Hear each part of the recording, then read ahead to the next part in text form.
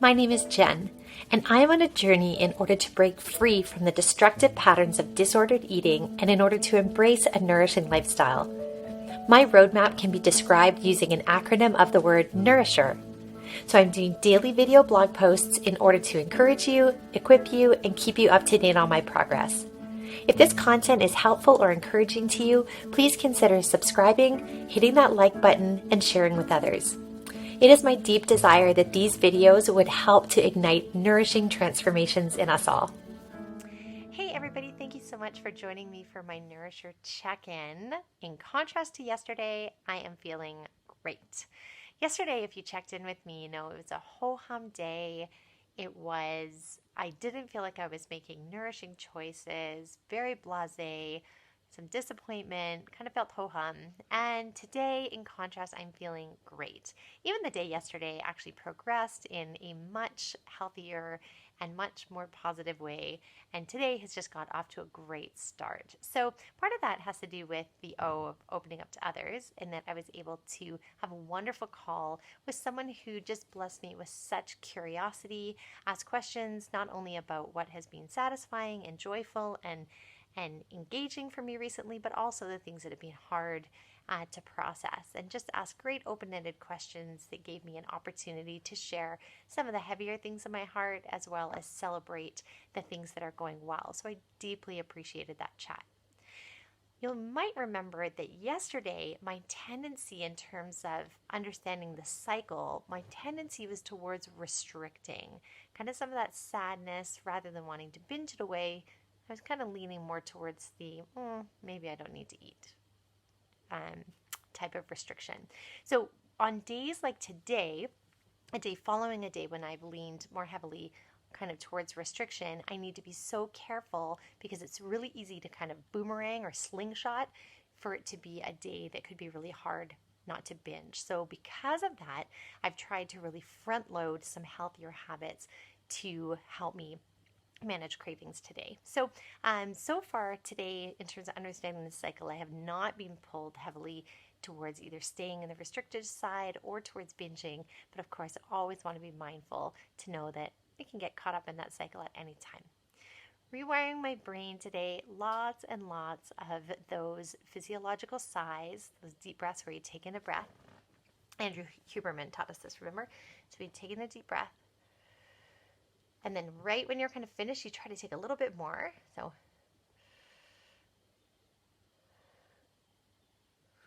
and then release it all out. And that just helps to express and kind of get rid of some of the excess carbon dioxide internally. So lots of nourishing breaths, lots of time in nature, just staring at the green.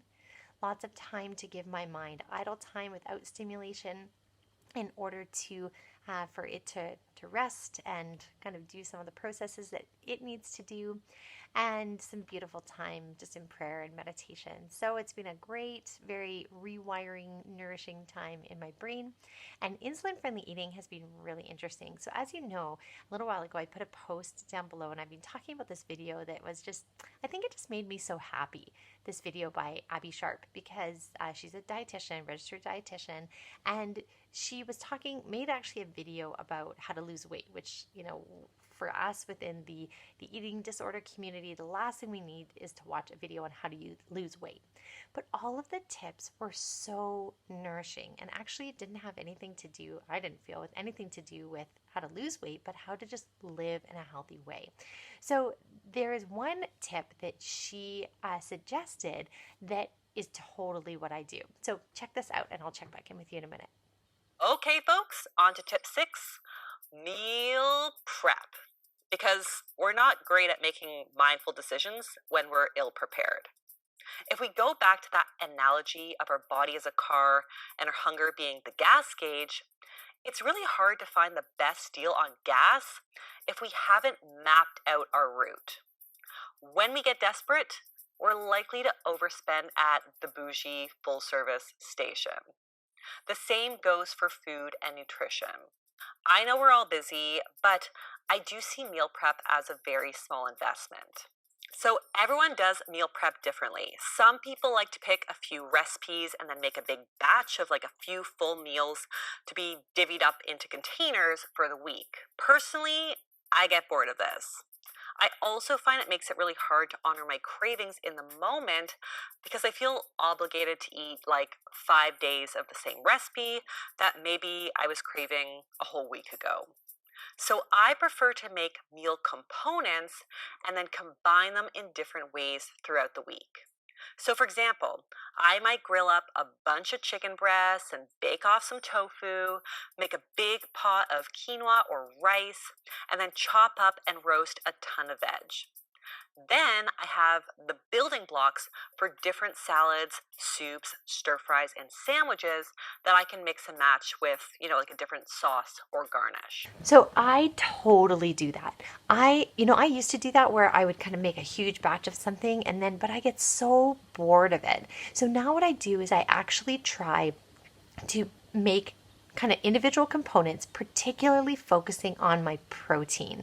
For any of you, if you know of Trim Healthy Mama, that's kind of the eating plan or philosophy that I follow that works best for me and my body. Lots of different, this isn't about regime or regiments, but that has been so nourishing for me, and it's all about abundance. And so because in that style of eating, and as well actually even in that same video, Abby from Abby's Kitchen also recommends keeping protein first and foremost in your diet.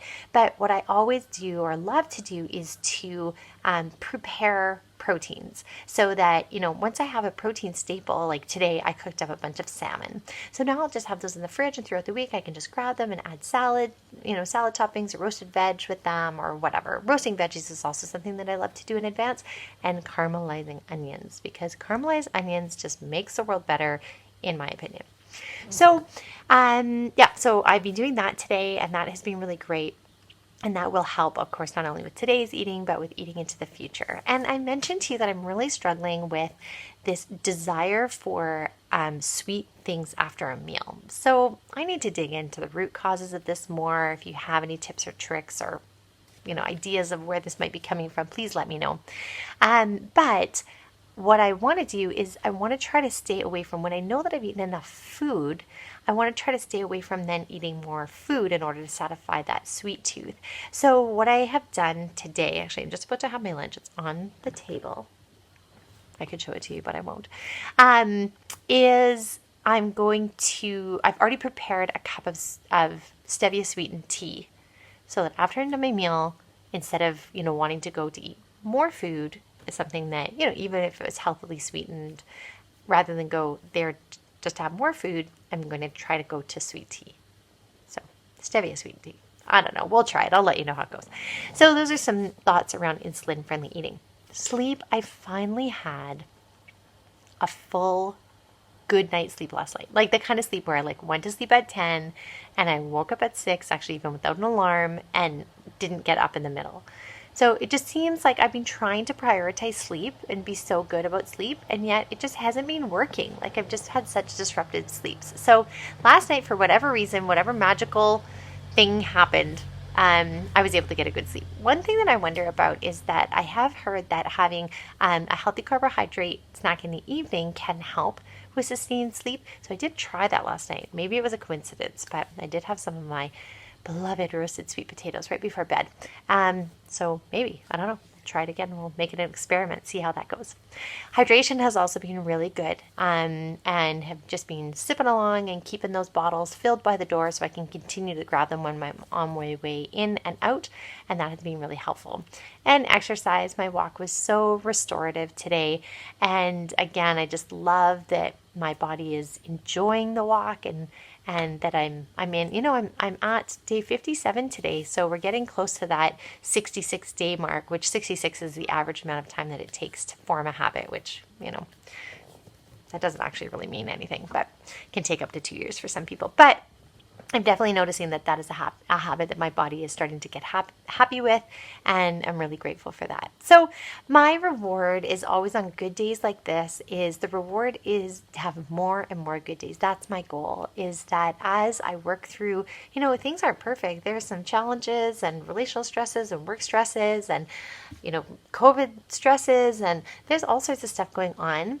But I'm noticing that my bounce, my emotional resilience is getting greater. Actually, there's a great book called Bounce. I'll put it in the additional comment area below.